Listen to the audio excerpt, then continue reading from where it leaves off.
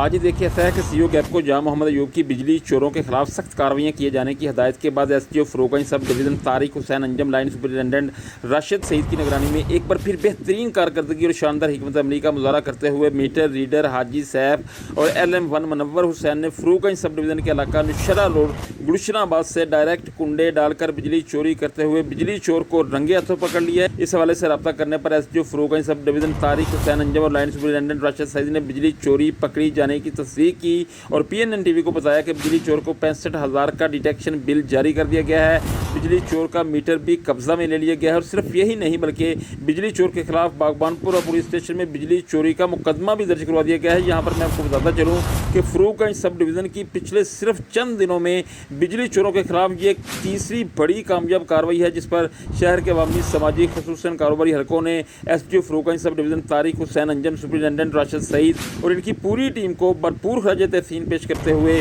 سی او gap کو محمد ایوب کا شکریہ ادا کیا ہے۔